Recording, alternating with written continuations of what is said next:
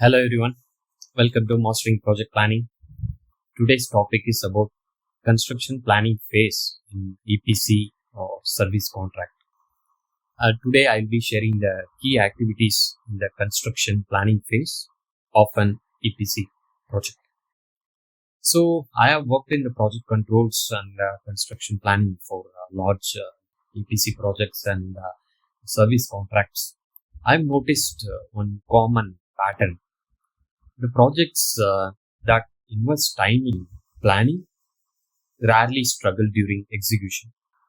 So we will see about the planning framework, what I used in one of my earlier service contract projects. Okay, so there are many activities, so we'll be seeing one by one. So what is the planning phase? The planning phase is usually the things which we do before months of our actual execution. So why is it critical? If you're not doing these activities properly before execution, you may face delays in your execution. So this is very critical for the project success. Then what will be the sequences if you're not doing this planning, or you may be doing some poor planning? Naturally, there will be delays in the project, so you will not be able to complete the project as per the contractual finish date. There will be cost overruns because your manpower will be staying for a longer duration, and there are also possibility sometimes it may cause even rework in your construction phase, and there is a possibility of safety incidents if you're not performing this activities in your planning phase. So let's see first once planning phase, one of the key things here is like your project mobilization and site readiness. So you may need to get the site handover certificate from the owner that the site is free to do the construction work. So you have the approvals from the operation team or the maintenance team. So you may need to have the site handover certificate from your owner. Then you may also need to know the various permits to be taken for this job. Like there could be some hard work, or it could be some excavation authorization. You need to, if there is some concreting or excavation works, and if there is any tie-in, so then we also have some clearance from the operation team. So you may need to know this, what are all the types of permit, and who are the respective stakeholders from the who will be your permit issuer, and who is your safety engineer for that particular unit. Then you may also need to plan your temporary facilities like site office cabins, like you need to have some printer facilities, and you need to have some mess hall facilities, and you may need to have car parking or vehicle parking. So like a fabrication lot, whether you're going to do some site fabrication, then you may also need to have those kind of temporary facilities. Sometimes you may also need to check the access roads are properly there for your for the site office facilities, because some cranes you may need to go, or some trailers will be traveling. So these things are very important. Then comes second stage. So that is about your mobilization of key personnel. So who are all the considered as a key personnel? So definitely your project manager, your construction manager, safety engineer, or your planning engineer, quality engineer. So this is the second step in your planning phase. Like you need to submit their CVs, and there will be some kind of an interviews. Then what are all the certification they have, everything will be attaching from the owner side or the plant operation side. There will be some interviews, and they will be providing the approvals. Then based on the approvals, these persons are allowed to mobilize to the site. So then they maybe need to go for some safety trainings and those kind of things. So the third part is like a project control documentation. So this is like you may need to submit the baseline schedule for the particular scope of works. You may need to involve various stakeholders In developing that schedule, what are all the you need to derive some kind of milestones for the discipline-wise milestone. If there are any inputs required from the other stakeholders from the owner side, so that also you need to provide in the schedule, like how will be the approval cycles for the documentation, what is your construction duration. So accordingly, the owner side safety supervisor may be also be required when you proceed with the construction works. Then there is a progress measurement system where we show like what are the weightages for the individual system, like if it is your engineering, so how much percentage contribute to the overall project. Like some could be like 5% of your overall project scope. Then you may need to have the procurement, there will be some weightage, how many percentage. Then for your construction, there could be split into civil, electrical, or those kind of things. Then for your commissioning and close up. So this is a progress measurement system we call. So this usually done on your cost, how much cost you will be incurring for these activities, or you may be doing how many man hours we are going to spend, or it could be based on your revenue value for this engineering. And so engineering, you may consider like how many man hours will be there. Then you may take for procurement how many man hours of like your cost. So then accordingly you may get into the percentages. Then you may also need to develop your manpower and equipment histogram. So that is also very important. So with this manpower, you will be able to achieve this productivity. With this productivity, you can complete this activity in the particular stipulated time. So the productivity is very important, like how much is your field welding, what is the productivity. Accordingly, what is the scope of the field welding inch area. So then you need to have this manpower estimates, manpower and equipment histogram. So this also you need to attach with your project control documentation, and it has to be submitted to the owner or the client. Then next is like your organization chart. So where especially the project manager will be in the top. Then you will be having a separate key personnel like your construction manager or project coordinator. Then you will be having safety engineer, under again safety supervisor will be there. Then for the planning engineers, there will be planning team along with him, maybe some quantity surveyor or some builder will be there. Then your construction manager, they will be having some discipline-wise construction engineers, and along with under them there could be supervisor, foreman. Then same for the quality manager. Then under him some quality assurance guy will be there. Then quality control engineers could be there who will be witnessing the inspection or monitoring the quality aspects during the execution. Then we may also need to submit the critical path. What is the project critical path? The activities, sequence of activities, which will be having a zero flow, or the activities whichever in the longest path, that also we may need to submit. Then we may also need to submit the execution strategy plan. How we are going to execute the job at site. What are all the precautions we'll be taking, like your safety perspective, like responsibility of the supervisors, and how we'll be actually executing the site. Like we'll be explaining stage by stage.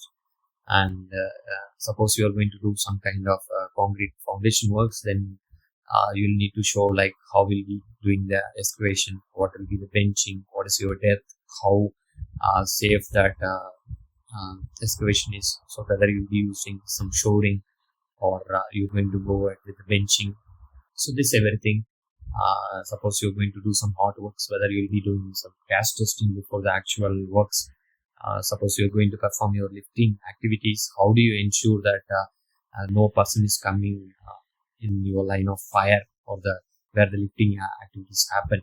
Then what are all the risks available? There are any nearby equipments, so how do you protect that? Then how will you be doing you may need to right side. We will be providing some lifting plans showing your lifting plan drawings or elevation drawings. Everything you may need to put in your execution strategy plan. If you're going to do your tie-in works, how we are going to isolate the line, how we are going to ensure that the line is free of any hydrocarbons, whether you are going to do how you are going to cut the pipe, whether you go in with the cold cutting or going to do the hot cut? How do you ensure if there is any fire, whether you have any control measures like fire extinguishers or from fire, you may need to have some fire water tank and fire water pump and hoses. Then, so this everything will come under the execution strategy plan. Then you may also have some material delivery register, like what are all the procurement items for the particular project. There could be some foundation bolts or some walls, fittings, pipes. So you will be having, like, when you are going to update that, like whether the order is placed, what is the delivery date as per the PO, whether that delivery at site when it has arrived. So there could be some control register, material control register. So if the material delivery not happening at that time, so then you may need to show that delay. Then you may need to go to your schedule. How does it affect your final finish date? Then the fourth step is like engineering and design submission, where the engineering guy, design engineer, he will be submitting the design documents like your plan drawings or elevation drawings or your single line, like whatever related to engineering drawings, like piping GA or piping isometric drawings. Sometimes in the construction, we may have like weld map drawings, like what are all the joints will be shop joint and what is the field joint, and if there will be some tag numbers, like joint numbers will be provided, that so that they may be using for the inspection, like for the fit up inspection, this joint, this drawing number and this joint number 1. Then field joint they put like FJ. If it is a flange joint, there is a separate terminologies, what we have FJ1 or something. There could be some pipe to support will. So this everything we'll be submitting during this engineering or design submission, and there will be some ITP plans, quality person will be submitting. Then method statement, like execution strategy plan is like covering all discipline, but method statement will be some specific, like for your mechanical works, for structural erection works, pipe rack structures, or your civil works, how you will do the concreting or excavation works and everything. So you'll be providing these method statements. Then there is also called the material approvals, like whatever consumables or your some permanent materials, like pipe support materials, suppose it is here. So what is the vendor you're going to go ahead with, or who is the manufacturer? Sometimes you need to submit the test certificates of the materials earlier. So this everything you may need to take the material approvals. Then the risk assessment for critical task and their approval. So this is very much important. Whenever you are doing work inside the live facility, there is a term called CTRA, what we call as like a critical task risk assessment. So this is nothing but there are many live facilities, so that is a running plant. So there could possibility, like if anything goes wrong, the plant may suffer a lot. There could be some injuries, so everything. So they define like this critical task. Suppose you're doing any lifting works, so then this comes under critical task. So how do you ensure that lifting is done in a safe manner? So for that, you maybe need to do the safety, like the safety inspection of your crane equipments and everything. Safety engineer comes for the inspection, so you may need to allow only those safety certificate equipments inside the plant facilities. Then if you're going to do some excavation, how you will protect the nearby foundations. Suppose there are some activities like where some staircase erection or something, where if there is a long tower, so you may need to do the with the man basket, you will be doing some activities, or you'll be using some man lifts. So if you're going with the man lift, there is a, so you may need to submit your risk assessment, like how do you ensure that people in the, like how is the condition of the hydraulic cylinders, or whether regular servicing has been done. You may need to attach everything. So this is what we call as critical task risk assessment. Suppose a person is doing some grading erection in the platform, like 10 meters in the pipe rack structure, then you may need to go ahead with the safety nets. Suppose any person falls down, or so that is very much critical, right? So you may need to sometimes you may go ahead with the scaffolding, like if you're going for some hanging scaffold. So this all comes under critical task risk assessment. It's a pretty long subject. I may post in a separate video about this CTRA. Then the vendor deliverables, there could be a lot of suppliers or subcontractors. Example, we take there is some control valves or some manual gate valves. Then you may need to submit the vendor deliverables like the vendor data sheets and sizing calculations or your valve GA drawings, their supplier related quality documentation, everything. And also you'll be submitting some discipline-wise design deliverables like your civil guys will submit the foundation or some related drawings, foundation related detailed drawings. Then for safety and permit preparation, as I told you, if you're doing inside the live facility, you may need to get some work permit authorization training for your crew, by safety personnel where they will be providing some training. So then you get that person can take the work permits. It's kind of a form where you fill what are the activities you're going to do, what are the PPEs you will ensure, is there any critical tasks are there. Then sometimes you may also attach where is the plant location, where is your work you are going to do, what are whether any artwork is involved, whether you have all firefighting related equipments in that plant. Then sometimes you are allowed to you can act as a work executor, so work permit executor. So he'll be the one who will be performing that work, who will ensure that the works are performed in a safe manner. So for that there is a separate training for them. Then assessment will be done related to their safety exposure and whether he has a sufficient competence to train his personals about the works. Then there will be safety induction training, so for all the staffs and the supervisor teams and working crews. Then there could be some specialized trainings, like suppose if there is some welding works, there is a trade we call fire watcher. So then you may need to take the fire watch training. So it is basically how you will ensure that the works are performed there, no fire happens. You need to ensure the fire blankets are used during the welding works. So there is a separate training for them. Then we'll be given the fire watch card. Then suppose some fire chances here, how we can extinguish that fire, whether so this everything that fire watcher trainings they provide there. And there is also called for confined space also we have separate trainings, and they will be getting a confined space permit. So those persons can go into that a deep excavated zone and they can work. They need to have this confined space entrance code or something. Then we also have confined space attendant card. So these basically will be on the ground level, we'll be having some kind of register, he'll be taking the note, the person, how many persons are going inside, they have to fill when is the start time, and what is once they come out of that excavated zone, then they will also need to provide that intake. Then some rescue plan also this person has to ensure if there are any issues happening in the excavated zone, then this person, there is some kind of communication which happened to the confined space attendant. Then he passes the communication to the supervisors and safety personnel. Then they do some risk. If they need to rescue some person who are in the excavated zone, there could be you may need to have some kind of an access ladders and everything. So these are some kind of trainings for those crews.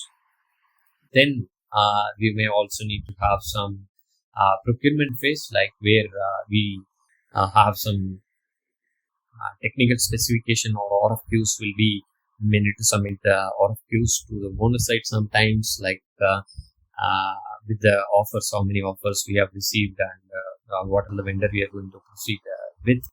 Then what is the duration they have quoted and what is the cost they have quoted. And you may need to attach whether they have previous approvals, they worked on other projects. Then this will be evaluated internally by the technical team, and the same may be submitted to the owner side. For the small contracts, we may also need to submit to the owner side, so they check the data sheets and documents, everything. So once they provide their approval, so the contractor will proceed with placing the order. Then they also do this cost and schedule comparison, who is providing it which is matching the project schedule, and sometimes they go ahead with the cost part, so where who is lower. Then there could be some kind of deviations. So for that, what the deviations also need to get approval from the own side as well. Then happens like the vendor coordination and material delivery.